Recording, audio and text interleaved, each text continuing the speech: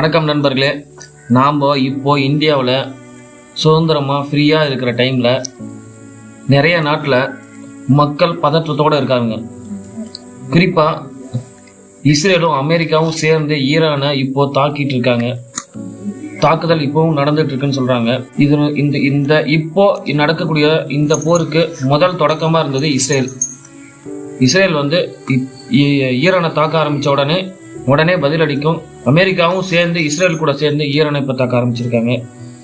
ஏகப்பட்ட பொதுமக்கள் கூட இறந்துட்டு இருக்கிறதா சொல்லிட்டு இருக்காங்க.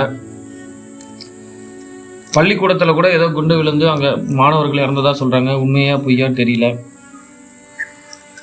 இந்த 3 நாட்டுக்கு இடையில இருக்கக்கூடிய போர் மட்டும் இல்லை, ஈரானை சுற்றி இருக்கக்கூடிய வளைகுடா நாடுகளில் இந்த போர் இப்போ நடந்துட்டு இருக்கு. என்னன்னா, ஈரான் பக்கத்தில் இருக்கக்கூடிய வளைகுடா நாட்டில் அமெரிக்க போர்த்தலங்கள் எங்கெங்க இருக்கோ அவங்க எல்லாத்தையுமே குண்டு போட்டுட்டு இருக்காங்க.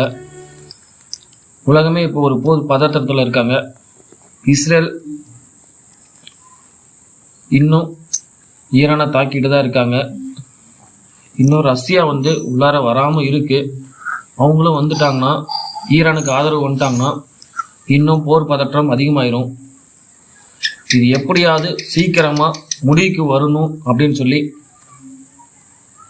வேண்டிக் கொள்கிறேன். உலக தலைவர்கள் எல்லாருமே ஒன்னா தலையிட்டு இந்த போரை சீக்கிரமா முடிவுக்கு கொண்டு வரணும். நன்றி.